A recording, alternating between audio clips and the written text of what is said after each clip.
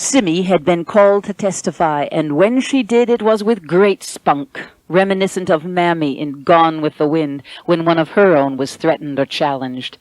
The attorney for the prosecution smiled a perfunctory, insincere smile at Simmy, and then he started in. "State your name." "Symphony Parrish." "Is that your full name? Don't you have a middle name?" "Don't have a middle name, don't need a middle name. You got a middle name? What's it ever done for you?" Titters from the spectators. "Fine, Ms. Parrish. Tell us, what is your job description at the Hartswick home?" "Well, I never really got one. I mean, that's not the way it was when I came to work to stay with Eve. You see, after the tragedy, after Eve lost her family, I came to help out because she was a friend. The twins were still babies, a handful, so I went to take care of them so Eve could try to keep that family's body and soul together. She managed to keep her job, keep working. She needed it, in fact, she told me, the day-to-dayness, the little rituals, just so she could keep her mind off of... Oh, plus, we needed the money because the insurance didn't... Well, anyway, it worked out fine. She worked, then came right home every night and clung to those babies and spent all the weekends with them. Meanwhile, I took care of them on the weekdays. She stopped, and the prosecutor flashed his incisors. "Ms. Parrish, isn't it true that for years you were a drunk?" "Look, it just so happens I've been sober 12 years now." "I'm not finished, Ms. Parrish. Isn't it true that you were 4 times arrested for drunk driving and that you in fact lost your job as a teacher because of your drunkenness?" "Hey, all of that happened a long time ago. I don't see what it's got to do with what's happening." "And isn't it further true that you lost custody of your 3 children because you were a heroin addict?" "I'll tell you what I am, mister. I am an addict who's been clean and sober for over a decade now. I've attended over 5,000 Alcoholics Anonymous meetings, not that it's any of your business. And part of what keeps me sober is being able to take care of those 2 children, to help along a woman who went through a hell no parent should ever have to suffer. Yes, I may have lost the right to be able to raise my own children, but that's exactly why I take the privilege of raising those 2 little twins so seriously, why I feel so blessed. It's my chance to give back a little. And why you feel a need to go after this woman after the nightmare she's already been through, I'm sure I don't know. But I know one thing. I love those children like they were my own, and I'm as qualified to teach them as any teacher in any school." Even the rabid prosecutor was intimidated by Simmy's passion. He could see his addict attack angle was going nowhere. "No more questions." He returned to his table. Simmy was glowering at the back of his head, throwing him dagger glares. "I got a master's degree in education, you know. Took me 10 years of night school, but I got it." The prosecutor glared right back at her. "I said that will be all." Simmy glowered at him, then looked at the judge.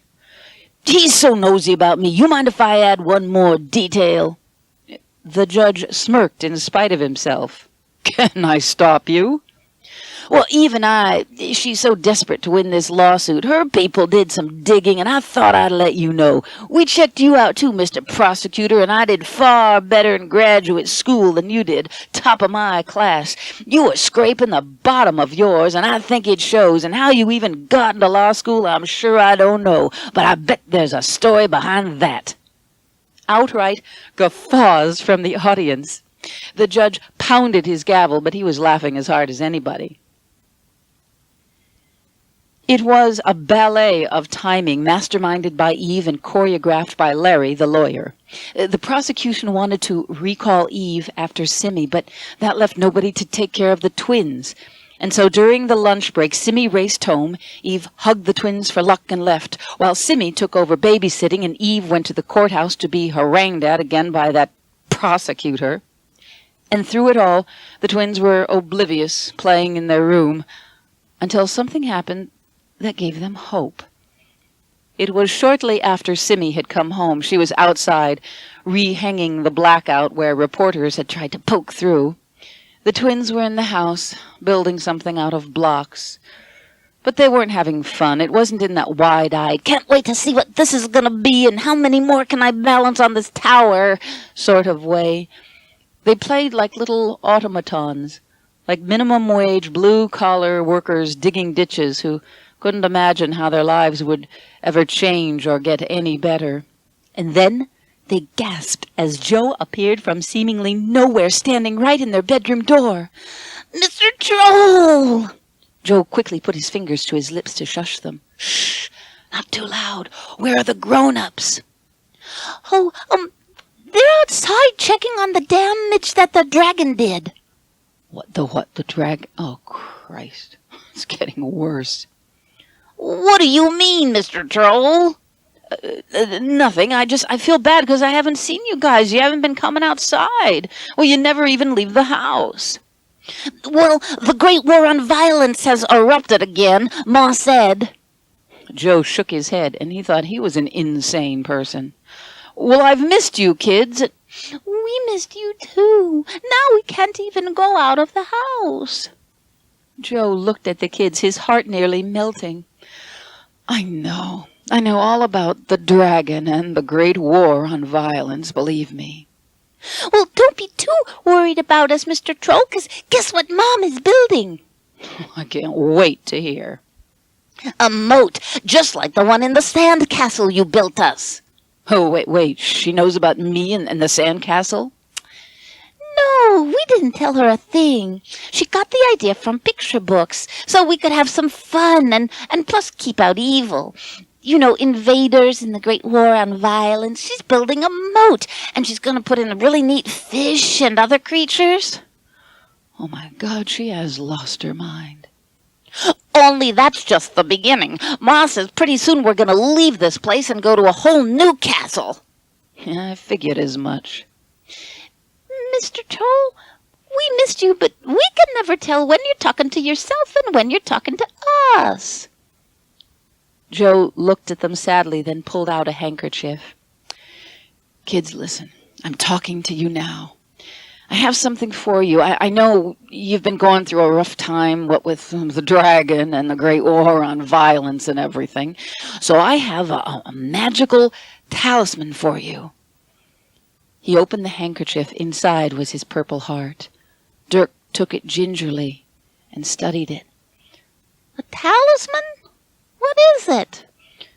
"Well, it's magical. It's enchanted. You see, it was forged in a great war, too, and now the strength is locked in there forever, and whenever you grasp it in your hand, it'll give you courage." "Gee, thanks, Mr. Troll. I wish it was magical enough to transport us out of here." Joe looked sadly down at his feet. "Kids, I wish it was, too. But I'm giving it to you so you can have the courage to hang on until I can find a way to get you out of here." "Wow! You're going to help us escape like in the French Revolution? We're going to run away?" "No, not exactly, kids. I mean, don't you think if we did, it would break your mother's heart?" "Gee, I guess you're right." "Well, here's my promise to you. I'm going to find a way to break us all out of here, both of you and your mom and Simmy." "Truly? And we would go beyond the walls of the fortress?" "Yeah, we're going to go beyond the walls of the fortress." Joe heard the sounds of Simmy coming into the house. "Oh, I gotta go. If the grown-ups see me, you know what happens. And remember, don't mention the troll." And with that, Joe was gone. Back at the courthouse, the prosecutor was cross-examining Eve again. "Mrs. Hartswick, you have testified that you feel your children have a healthy, happy childhood in which all their needs are met." "That's right." "Ms. Hartswick, your children were not even 1 year old when you moved them into your fortress?" Larry jumped up from his seat. "Objection, Your Honor. The prosecutor is purposely using colored and derogatory language to describe—" "Objection sustained." "I'll rephrase that. You moved your children into the walled property known as 1356 Knoll Way when they were not even 12 months old." "That's right. They were 9 months old when we moved to Narnia." "Excuse me, Narnia?" Oh, I'm sorry. That's our nickname for the house and grounds, named after a C.S. Lewis book, The Chronicles of Narnia. Most people who read to their children know of it, and I thought I read in the paper that you had 3 children, Mr. Horn.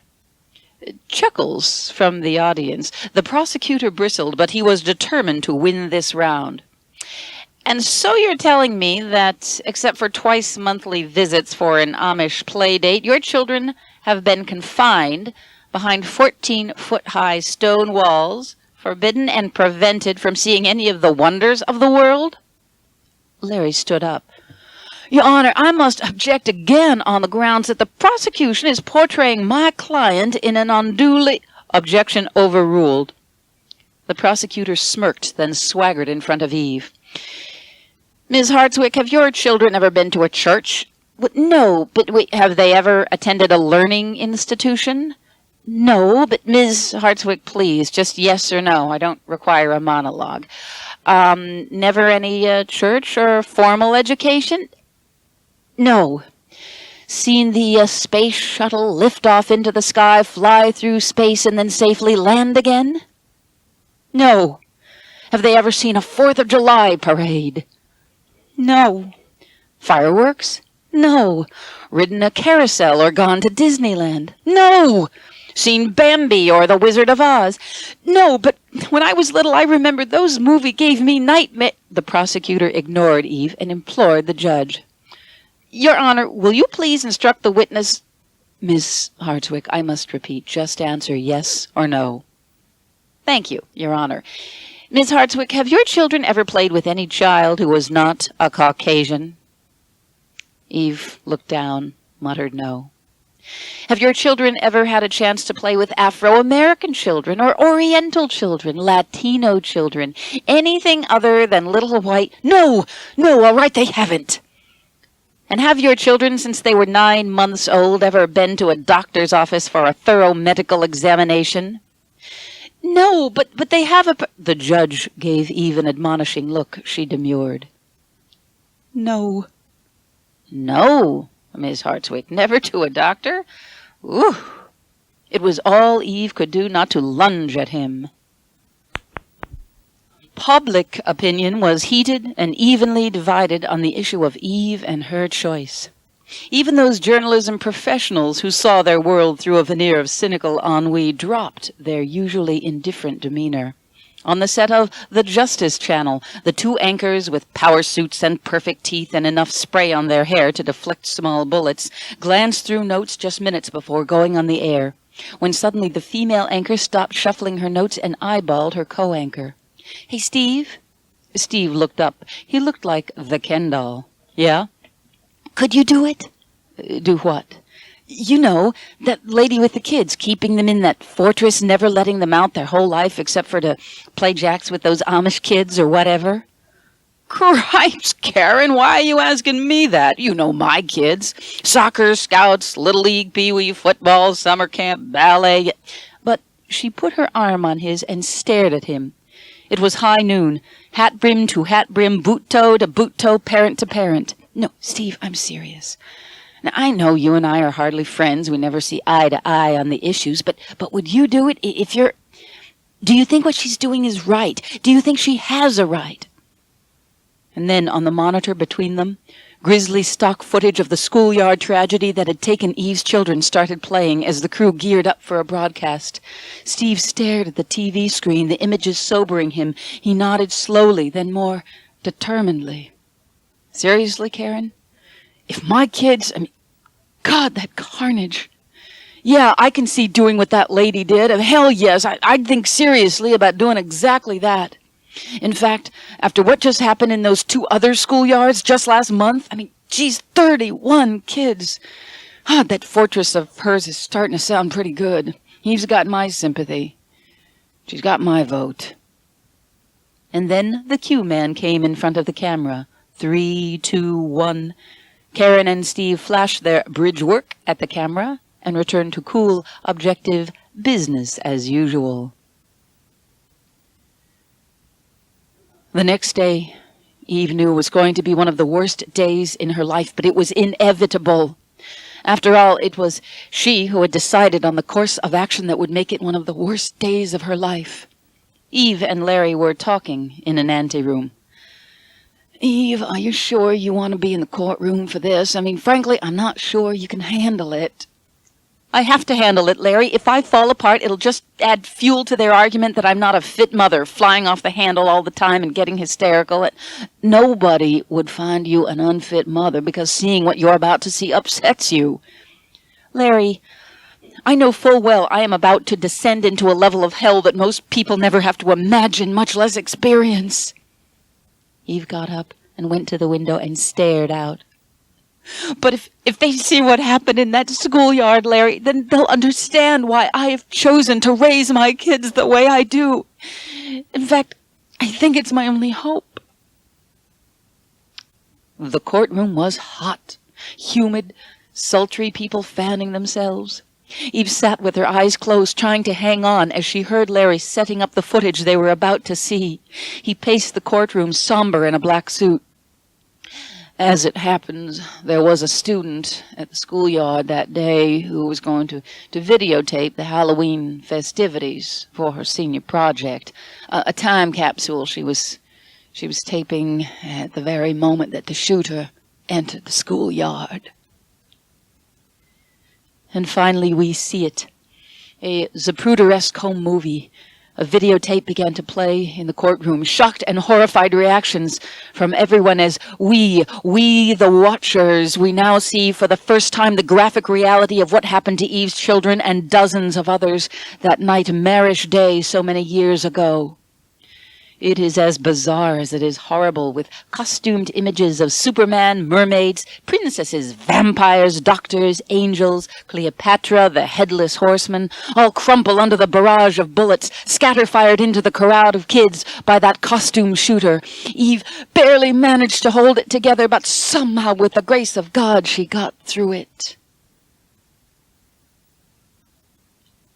Later, Joe and Zach watched as the man who did the trap check at Eve's house tattled on a tell-all gossip show. The trap man on the talk show sat smarmy, relating a pack of lies. "Well, I've got to tell you, it was weird and very sad, I tell you. I was in that house, top to bottom." Joe cut in, bellowing at the TV screen. "Lie! Lie, lie, lie! I was on the grounds that whole day, Zach, watching him. He never stepped foot in the house. He took some little metal detector and he walked the property and he left." But Zach shushed Joe, his eyes still on the screen. "Shh! Let's see what he's got to say." On the TV, the trap man shook his head sadly as he spun lies. "Those kids are so deprived. No toys, no games. I looked in the fridge. Hardly any food to speak of. And filthy? Place was filthy. Kids running around half naked." Joe started bellowing beyond Zach's calming, but the trap man just continued with the lies.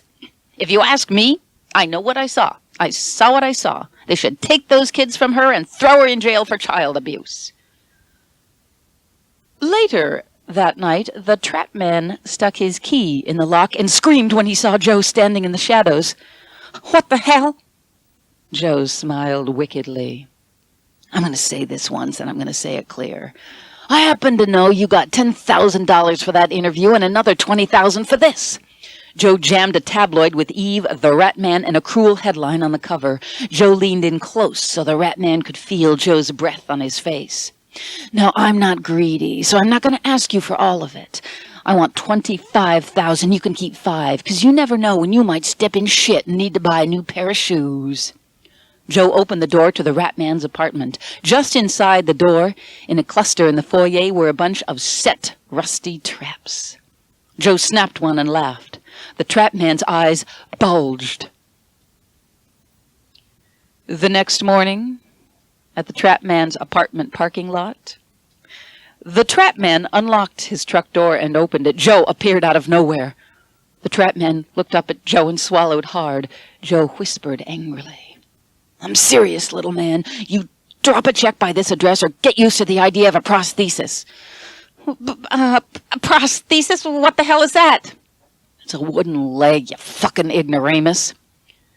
The Trap Man opened his truck door. An open trap lay on the driver's side door. Joe snapped it for him, smiled, and left. At the Salvation Army office, Zach ambled in and found Joe reading an article about the trial. Zach handed Joe an envelope. "Some squirrely little guy with no chin just dropped this off for you." A half hour later, Joe was standing in line at the post office, embarrassed at how people bristled and scowled at the homeless man in line with them. Joe tried to shrug it off. He stared at a cashier's check, then stuck it in an envelope and handed it to the clerk. And a few minutes later, Joe sat outside the post office and stared at his battered photo of his in absentia family. "I know it's not much, babe, but it's a start." The courtroom. Eve was barely holding it together. Larry was questioning her. It was all a part of their pre-planned strategy. "Ms. Hartswick, would you please describe the final tragedy you endured that made you wish to move from Beasley Estates to the home you've created for your children?" Eve nodded, slowly, staring off into space as her words and her heart and her soul drifted back to that hellish day 8 years ago. An upper-middle-class home, a beautiful afternoon. Eve, young and pretty, but looking far too mournful for someone so young, parked in the driveway just as her cell phone was ringing. "Hello? Oh, Beth, I'm glad you called." "What? It did? It went through? It passed?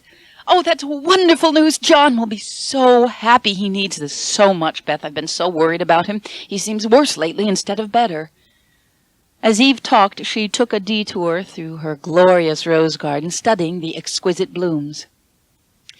"Oh, Beth, working for this legislation is the only thing keeping him going, and this news that all his work is paid off, oh, I pray it will bring him some peace." Eve stopped in front of a magnificent peach-pink bloom.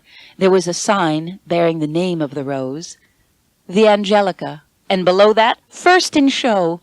Eve stared at the blossom, her child's namesake, with a sad smile. Oh, Beth, guess what? At church they asked if we wanted the twins to play baby Jesus in the Christmas pageant. You know, alternating nights. Oh, we'll probably say no. You know how John is. He's so protective of the twins. I don't think he's going to let them leave the house until their 18th birthday. Eve strolled through the rose garden to the backyard, where a red wagon had been turned into a planter with a baseball hat and assorted oddments, making a kind of living shrine to the little boy. Eve picked off a couple of dead blooms and gave the plants a misting. "Beth, let me go tell John about the legislation. Oh, this news will be so great for him. It's going to act on him like a tonic." Smiling genuinely for the first time in ages, Eve sashayed in the tall glass doors from the sun-drenched garden into the house.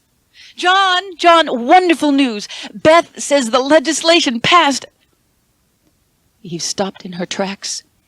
She screamed and dropped the phone. John was slumped over on his desk, dead in a pool of blood. He held a gun in one hand, his son's Little League trophy in the other. Blood splattered on a happy family photo from a happier Christmas.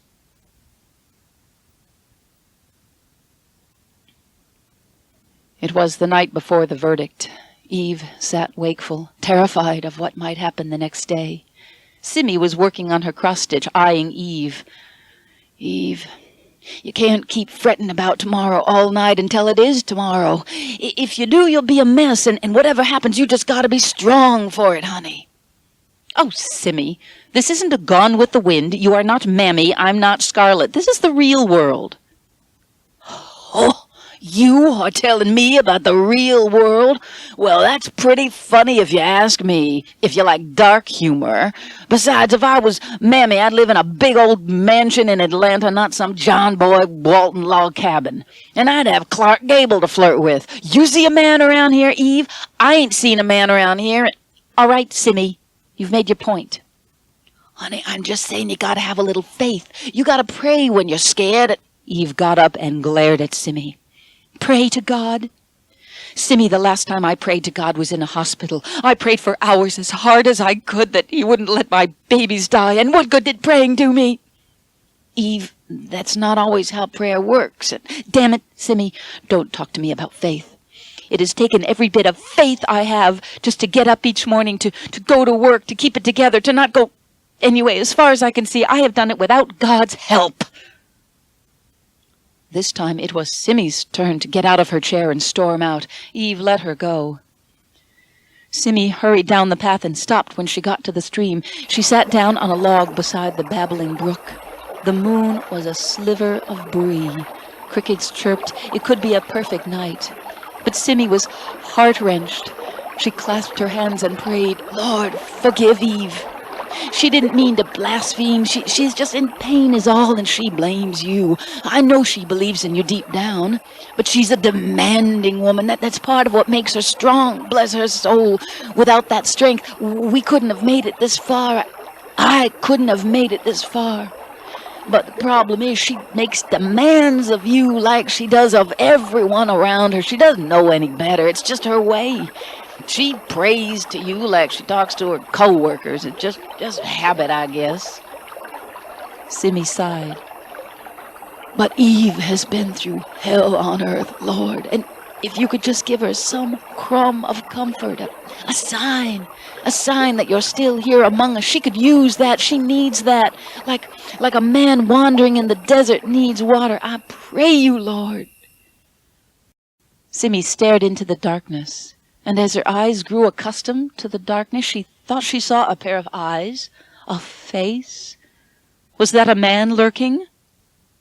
Screams! The twins were screaming from their bedroom.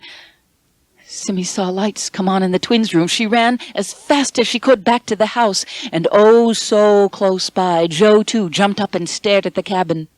Worried, sick, he wanted desperately to run, see what the problem was, but he knew he couldn't go. Meanwhile, Simmy ran in the house down the hall to the twins' room. She stopped when she saw they were all right. Just nightmares? Bad dreams? Simmy stayed in the doorway while Eve hovered over her children. "A dream, babies? Tell me about it." The twins both started to talk at once, but Dirk managed to shush his little sister. Well, anyway, Mom, I dreamed I was with Daddy, and it was just Daddy and me. You weren't there. Mary and Simmy weren't along. It was sort of a father and son thing. Eve smiled sadly, watching her son's animated face as he remembered his dream. Anyway, we went on a trip in the car, and Dad gave me something to hold. It was like those things the three kings carry when they bring presents to the baby Jesus, like a brass pot with a lid. The color had drained from Eve's face. She looked like a ghost. Dirk prattled on, his eyes wild. Anyway, Dad and I stopped at a beach, but it wasn't like a beach in the picture books we have, with high cliffs and stuff. It was right in the middle of a city, with tall buildings and everything. And near the beach in the water was a statue of a lady, like greenish copper, and she was holding this torch like she was trying to make the clouds catch on fire. Dirk demonstrated, holding his hand up as though carrying a torch. Eve was transfixed. It was as though she was looking at someone else. Dirk, what happened next? Well, we walked along the beach, and then, when we got to a certain special place, Dad waded into the water, and he opened the golden pot, and guess what was inside of it? Eve mouthed one word. Ashes. Mom, how do you know? Ashes, isn't that a funny thing to put in a pot? Like we clean out of the fireplace, ashes.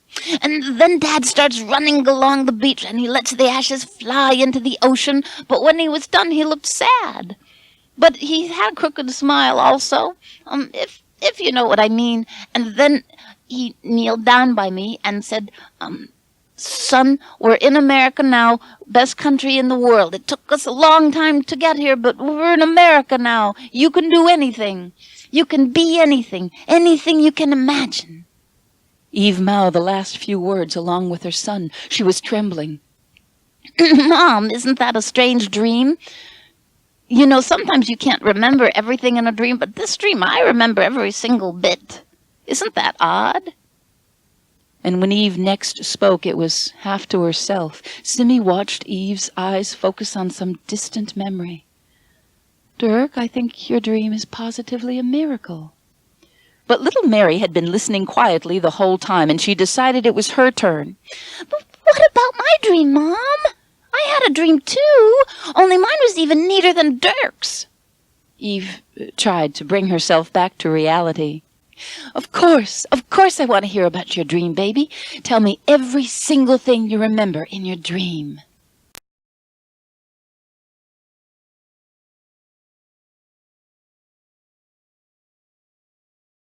So, Mommy, listen to my dream. Dirk and you and me were in a beautiful garden with lots of roses, every color I ever knew a rose could be, and other flowers. But I got thirsty from walking so much, and just as I asked you, could we get a drink of water, we came upon a lovely fountain, and in the middle of it was a statue. Isn't that funny? There was a statue in my dream, too, just like in Dirk's. Only mine wasn't a lady. It was a man, like in that art book you gave me last birthday, like one of the saints, and he had birds all around him. But some of the birds were carved, part of the statue, but other birds were live ones who liked the statue. You know, robins and cardinals and bluebirds. And there were other carved animals, too, deers and rabbits and such. And then Dirk got hot from walking, so Dirk jumped into the fountain, and he got all cooled off. And you sort of scolded him, but not too much. Mostly you laughed, and then we came upon the prettiest church with a high steeple. And guess what? Eve listened thunderstruck. What, Mary? Tell me. The doors to the church opened by themselves, like God was inviting us in personally. And we walked in and saw the most beautiful stained glass windows in jewel colors. And then we walked to the backyard of the church and saw all these planted rocks, like those pictures of Stonehenge Simi got from her sister. Imagine, Mommy, a garden of planted rocks. Eve stared at her child as though she was staring at someone else, and when she spoke, she was in another world. The cemetery. Anyway, there were these beautiful angel statues on top of 2 of the rocks under a big tree, and they were so magical that guess what happened, Mommy, with the angel statues? What? This from Simi, who was so drawn into the story that she could not stay in the shadows anymore. Well, Mommy, you and Dirk and I kneeled down and prayed, and when we said our amens, the most amazing thing happened. Both statues, the little girl angel and the boy angel, came to life, and they had spectacular wings, not just white wings, but angel wings with feathers all colors of the rainbow, which I think is the way children's angel wings should look. And they flew off into the sky, and the clouds parted, and then I saw, well, it wasn't a man or a saint or anything. It was a spirit. It was God, Mommy. It was God. The angels, the little children angels flew to God, and then I woke up. Eve was now crying, but Mary didn't understand her mother's tears. Mommy, don't cry. My dream made me happy. Dirk ran over and threw his arms around his mother. And my dream was the most beautiful dream I ever had. So don't be sad, Mom. Eve grabbed her children and hugged them close. I'm not sad at all, babies. Why, this is the happiest moment of my life. And a while later, everyone had calmed down considerably. It was as though the spirit that hovered over that house, that watched over that family, had calmed them all down. Eve was blowing kisses to her children, who snuggled down into their blankies, and Simi was feeling that all those dues she had paid in the past were being paid back in this moment. Eve stepped out onto the porch, half smiling, half in shock. She stared up at the stars. Simi followed her out. Children are amazing, aren't they? The human mind, it's a miracle, what it stores away. Why, the twins can't have been 1 year old when they saw that church, that fountain, and the cemetery. And Dirk, why, he can't have been 9 months old when his father took him to strew his grandfather's ashes, because I remember the twins were just 9 months old when their father died. Simi took a step closer to Eve and saw Eve's face radiant in the moonlight, but still in shock. Oh, Eve, I'm sorry. I shouldn't have brought up John's death with all that sadness. Eve turned to Simi, pale and eerie as a specter. Simmy, you don't understand. Neither of the twins ever went to St. Francis of Assisi Church, even as babies. They've never seen any church, not that one either. They were baptized in my hometown. They never saw the St. Francis of Assisi fountain or the graves. I remember because John and I decided not to take them to the funeral. We didn't think it would be good for... Simmy, don't you see, Mary's never been to that church that she just described in perfect detail. Simmy stared at Eve, astonished. I don't understand then, Eve. How could Mary possibly have known it? Eve grabbed Simmy's arm, her eyes wild yet at peace. And Simmy, when John went to strew his father's ashes at the harbor in New York at the Statue of Liberty, because that's what his father requested in his will. You know, John's father came to Ellis Island when he was just a boy. Anyway, Simmy, John went to strew his father's ashes alone. We didn't go with him. Dirk wasn't there. And I have never told Dirk a word about it, Simmy. Simmy looked at Eve, baffled. But Eve, neither have I. But then how could Dirk know of... Oh. Simmy stopped herself and stared at Eve. Eve had an aura tonight, one that Simmy could see, one that folks who usually couldn't even see auras could see. It was pearlescent, opalescent, an angel's rainbow of an aura. Eve took Simmy's hands. Simmy, do you know what just happened up there? Simmy nodded slowly, tears glistening in her eyes. Eve hugged Simmy. Simmy, not letting go of Eve's hands, stared up at the heavens at that glorious, starry night. Thank you, God. Oh, Lord be praised. Eve hugged Simmy, who looked into Simmy's wise old eyes. Simmy, about what I said before, thanks for running interference for me.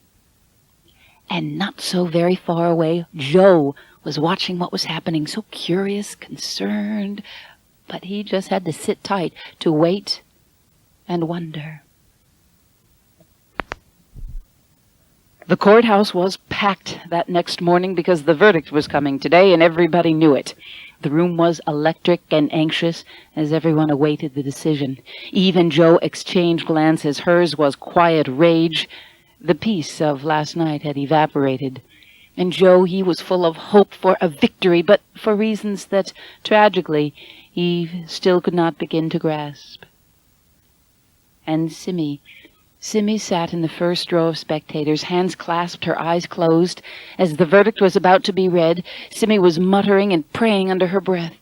Oh, Lord, I'm praying. I'm praying so hard, but I'm not even sure for what. I'm not sure if I want Eve to win this one or lose this one. Well, I'm just figuring that you know best, and I'm praying she'll accept whatever you decide. And as her prayer ended, it was as though God had turned up the volume on the judge's decision.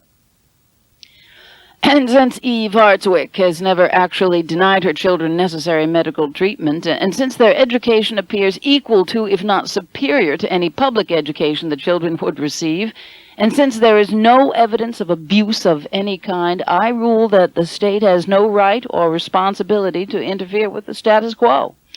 Ms. Hartswick may raise her children as she sees fit. The state will not seek custody.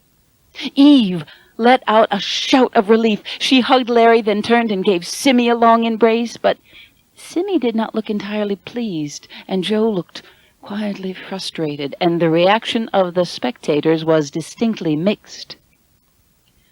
As Larry escorted Eve from the courthouse, he responded to the barrage of reporters with a no comment and quickly rushed Eve to a waiting car. Simmy, meanwhile, was shoving reporters and gawkers out of the way with the lethal point of her umbrella, wielding it like a weapon, and they drove off, leaving the press of reporters behind. Eve burst in the front door of their happy home and gave the twins a big hug. The three of them did not let go for a long time. The twins did not quite understand it, but they felt all the good vibes. And later, to celebrate, it's strange if you think about it. The twins didn't even know what it was they were celebrating. Simmy and Eve and Mary and Dirk enjoyed the most delightfully decadent banana splits that the twins could concoct. The kitchen was a glorious mess. Eve leaned back in her chair and patted her belly.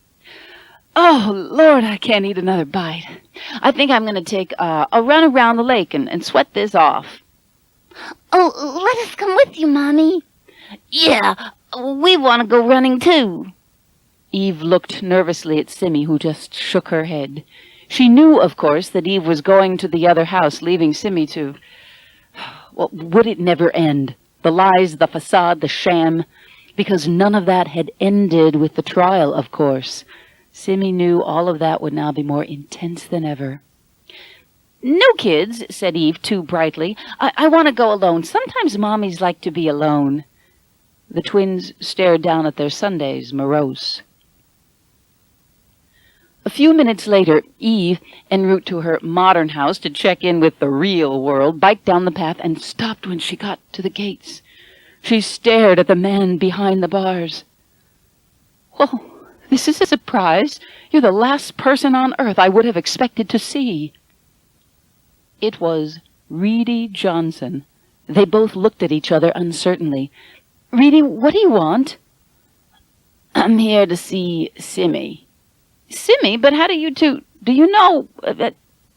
And that was when Simmy opened the front door. She blinked, hardly believing who she saw. Reedy smiled at her. "Hello, Simmy. Brought you some visitors." Reedy looked over and gave a nod to his children. An assortment of fine, healthy, gangly teenagers stepped out shyly from behind the high stone walls. And when Simmy saw her children, her babies, her face lit up and she shouted their names. "Annie! Caleb! Jake!" Simmy's children ran to her and embraced her, gave her the hugest hug, and she hugged them. And Simmy looked over at their father. He smiled at her. "You were great in that courtroom symphony. I realize now I should never have kept the kids away from their mother for so long." And by the evening's end it was all settled. Simmy was hugging Eve. "Oh, Eve, he said I could have them Christmas, summers, and just about any time I want to visit." "That's wonderful, Simmy, but you're still okay with the move then?" "Oh, shoot, yes. Do you think I'd leave you now, Eve, when you need me most?" A doctor's office. Eve sat tense, impatient, absently flipping through dog-eared magazines. The nurse opened the door and smiled. "The doctor will see you now." Eve tried to read the nurse's face to see if she recognized Eve. Well, of course she did.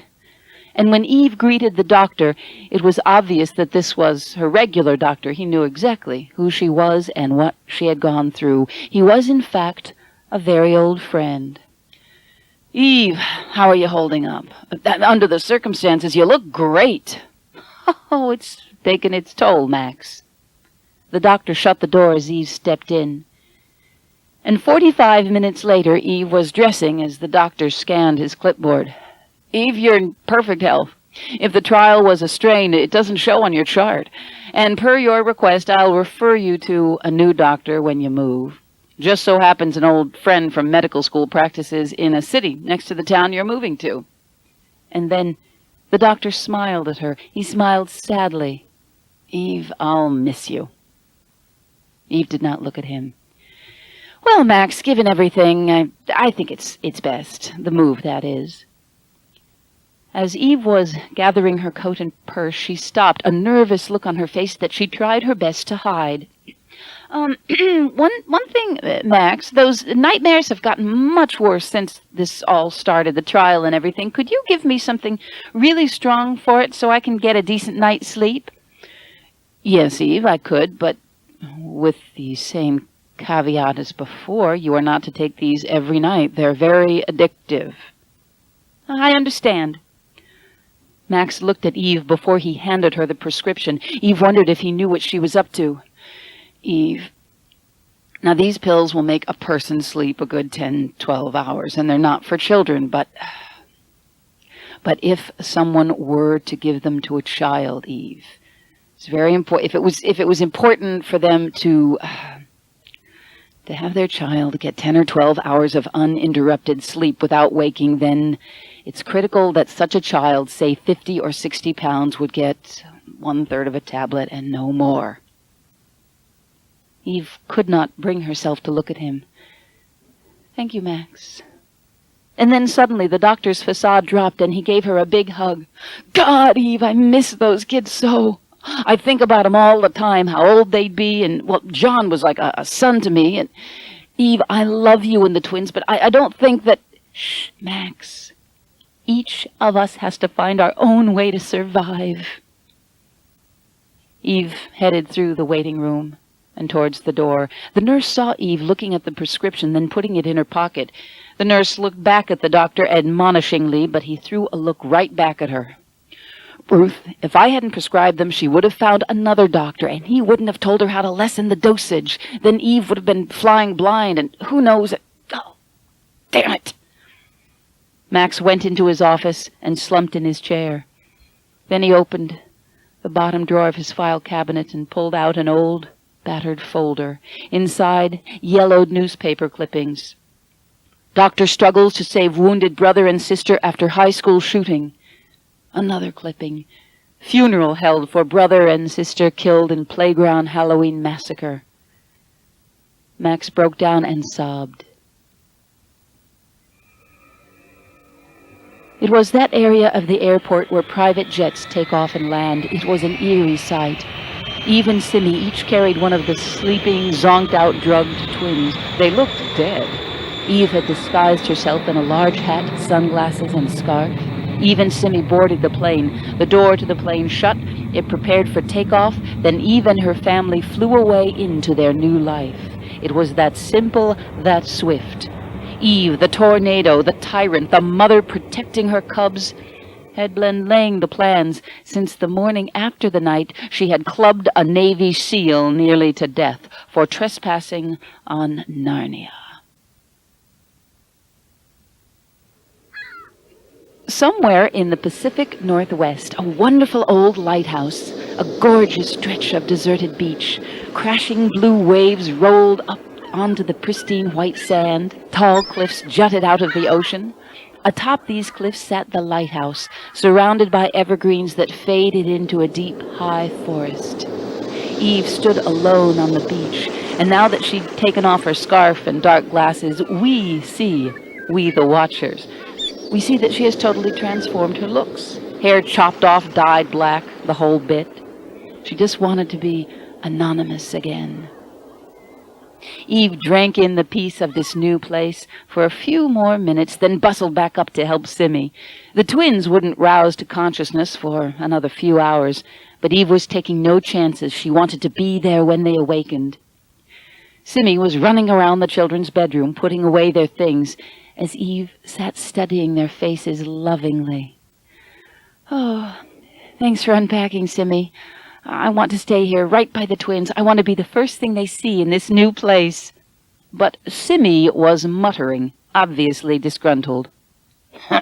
"You think they'll recognize you?" "Oh, Simmy, what are you muttering about now?" "It just doesn't seem right somehow. Body buying themselves a big old hunk of beach. Now, buying condos, houses, buildings, that I can see, but it don't seem like a person ought to be able to buy the beach. The ocean ought to belong to God alone, and that's how I feel, and you ain't gonna be able to talk me out of it, and that's just, it ain't right, and that's it. That's it." "Simmy, I didn't buy the ocean. I bought beachfront property. And with all the acreage I picked up for a song, why, I will be able to create a world even more wonderful than—" Eve, stop talking. The twins were awake. Suddenly they were a jumble of questions, and Eve smiled and laughed and started to answer them one by one, as Simmy, her disapproval temporarily forgotten, came running to help tend them. Later that day, Eve and Simmy were busily unpacking as the twins chowed down on the hot lunch that Simmy had miraculously whipped up on the old stove. The unpacking soon turned to disaster, though. As Simmy opened a box, Eve spied a portable TV that had somehow gotten stuck in with the children's antiquated toys. Eve slammed the box shut and looked around in a panic to see if the children saw anything. "Simmy, this is a disaster. All the things for house number 2 were supposed to have red tape on the boxes. Look at this. There's way too much stuff mixed in together. Too much risk." Eve looked back again at the children, who were oohing and awing over their view from the lighthouse. The twins were in their own little world. Simmy, do me a favor. Take the twins for a walk on the grounds. Look for animal tracks, pick berries, whatever, but I'll need the whole damn afternoon to sort this stuff out. Eve put her hands on her hips and looked around at the chaos. Oh, well, at least, Simmy, the workmen finished that high wall before we got here, so we don't have to worry about... As Eve prattled, she could see Simmy glaring. Just do it, Simmy, okay? Take the twins to the woods for the afternoon? Simmy gave her the look, but she said nothing. Instead, she just rolled her eyes and grabbed her coat. Children, come on. I've heard legends that there were pirates around these cliffs. Let's see what we can find. Eve nodded approvingly. She waited until Simmy had bundled the kids out the door and then started tearing into boxes, sighing in exasperation as she found computer junk in with cookware and her high-tech toys in with the stuffed toys. Those idiot, incompetent movers! How on earth did they... What if the twins... Suddenly, Eve was startled by the twins giggling just outside the house, outbursts as though they were greeting a stranger. Eve ran to the window, then shrieked when she saw who it was. The vagrant. Joe had tracked them down, and he'd brought a puppy for the twins who were romping around him and squealing at the puppy. Eve ran outside. You! What are you doing here? How did you find us? Mary looked up at her mother and tugged at Eve's skirt. But, Mommy, don't you know who he is? He's the troll from under the bridge, and he has magical powers. And look, Mom, he brought us a puppy. Simmy, take the twins in the house. Keep them there till I come back.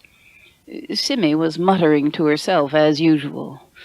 Take the twins out of the house. Lock 'em in the house. Seems to me Miss Eve doesn't have any idea what she wants anymore. And then Simmy shot Eve a glare. Any more than Miss Eve seems to know what is right anymore. But Eve was glaring at Joe, about to explode. She shrieked at Simmy. Simmy, just do as I say. Simmy took the twins' hands to go in, but as she did so, she gave Joe a look as if to say, go for it. She had always had a good feeling about Joe. The twins followed Simmy into the house, the puppy bounding between them. When Eve heard the front door slam, she whirled on Joe. How the hell did you find us? Like I told you before, lady, you got a past, I got a past. Okay, so you found us. What the hell are you doing here? Is it money? That's it. You came back for more money, you greedy Eve, don't be a fool. If all I wanted was money, I'd have gone after it long ago, and I'd have gotten it, too. Did you forget that at our second meeting, you offered me a blank check and I turned it down? Then why are you here? Are you some kind of stalker trying to torture us? I'm trying to rescue you, damn it. What I'm trying to be here is your knight in shining armor, Eve. I believe that's the lingo you use in this little fairy tale thing you got going here. Eve tried to maintain control. Maybe this lunatic could be reasoned with. Look, Joe, if you do have some delusional idea that that's the truth, that you're trying to rescue me, and Lord help me, I think you're sincere, then the most noble thing you can do for us now is to get out of here, Joe. Just get lost forever. Joe shook his head sadly. Afraid I can't do that, Eve. Well, why not? Why not? And then, finally, drained of all strength, of all fight, Eve collapsed onto a fallen log. Why can't you just leave us the hell alone? Joe kneeled down and went to take her hand, but she yanked it away. He took it again, more forcefully this time, and she did not pull it back this time either. Joe looked into her eyes. Because sometimes, Eve, the evil dragon lives within you, because sometimes what you need is to be rescued from yourself. Suddenly Eve jumped up, glaring at him, and turned to go in. God, I didn't think I could hate you any more than I did, but I'm learning to. I don't know how I'll get rid of you for good, but I sure as hell wish I wasn't so afraid of guns. In fact, I wish I had one right now. Joe grabbed Eve and whirled her around. Eve, listen to yourself. Do you hear what you're saying? And the scary thing is, I think you really mean it. I'm glad for my own sake you don't have a gun right now. Well, you should, because Joe began shaking her. Eve, don't you see, this is how it gets started. Woman, you don't need a knight in shining armor. You need an exorcism. Your fear is possessing you so deeply that it's doing you as much damage as any danger from the outside ever could." Eve reared back and slapped Joe a good one. "You're the one who's evil. How dare you!" And when Joe just stood there, unflinching, she slapped him again, and finally Joe snapped. He took Eve's arm and he pulled her down towards the beach. Simmy, watching the confrontation from inside the lighthouse, cheered Joe on. "Go for it, Joe! Someone's got to!" The twins were bouncing around her feet. What's happening? What's happening? "Don't look, kiddios. Magic spells don't work if you stare at 'em too close, but don't worry, kiddies. Everything's gonna be fine." The final confrontation between Eve and Joe took place on an isolated, wind-blown beach. Eve was sobbing and screaming. "Joe, why don't you leave us the hell alone? Don't you know by now we've been through enough hell?" But Joe was as relentless with Eve as he knew he must be. "Eve, I can give you 3 reasons why you are courting disaster, why your life and the twins' life is a tragedy in the making. 1. As the last few weeks have proven, real life will find them, Eve, no matter how hard you try to protect them. And don't give me that look like it's my fault. Things happen. Even if I hadn't come along, that random shooting from those druggies wasn't my fault. And I'm not building that airport. Eve, what if one of the kids has to go to the hospital, needs an operation? What if a plane crashes on your front yard? What if there's a forest fire and you all have to evacuate? Eve, what if you fall in love with a normal frickin' guy? Don't worry, I'm not suggesting me. My point is this is a ticking time bomb, Eve. Sooner or later, no, don't cut me off. I am not done with you, lady. Reason number 2, when reality does encroach under terms and conditions that aren't yours, whatever that wacko plan was you said you had about bringing them into the real world, like buying them a TV when they're 18 or driving them to a mall when they're 21, whatever. The twins won't have the least glimmer of how to handle it. They'll be totally unprepared. I mean, what happens first time they see news of a war on TV? Hell, a TV set alone will blow their minds. Everyone knows when kids are deprived of things and told no, they go crazy for it when they get the chance. Best case scenario, they'll sit in front of the TV the rest of their life trying to catch up and figure it all out. Hell, people who are bored with TV still watch it 40 hours a week. What do you think kids who've never seen it will do? Oh, and you just know they'll be gobbling up the fast food after a childhood of barley soup and bran muffins. Oh, yeah, Eve, they're going to be a mighty, attractive, inspiring pair of twins in 15, 20 years. And don't you walk away from me. I'm not done with you. Reason number 3. I happen to believe in my lawsuit, even if I did lose it or the state lost it, whatever. And even if you think I'm the devil incarnate, Eve, damn it, it is cruel and unusual and abusive to let those kids go through their childhood without ever seeing a Saturday matinee or getting to ride on a sailboat or Space Mountain or go to a museum or watch a spaceship fly to the moon or go ice skating at Rockefeller Center or watch a Winnie the Pooh cartoon or get lost in a library or go to the zoo or whale watching. Or see 4th of July fireworks, or watch the Nutcracker, or whatever, you know what I'm saying, Eve. How would you like to have had a childhood like that? But Joe, I'm only trying to protect them. Oh, I just thought of a 4th reason. He sat her down on a piece of driftwood and then sat down next to her. Eve, the twins will come to hate you because of it. Is that what you want for your old age? Not only will you end up alone because a man like you'd find in the real world doesn't fit into this fantasy, but when your own children find out what you've deprived them of, that you've turned them into freaks, they'll never get over it, Eve. They will hate you forever. And finally, in that moment, Eve surrendered to the truth. She knew he was right. She had always known the truth of what he was saying, but she had been in denial. But the death of the fantasy world was followed by the birth of a real family as Eve, with the help of Joe and Simmy, who was elated by Eve's reversal, thank you, Jesus, very gently and with strategic planning, introduced the twins to the world. And what a wonderful world it is. Because, yes, while there is tragedy in the world, and it was only a matter of time before the twins were to get their first exposure to it, they were mostly overwhelmed by its wonders.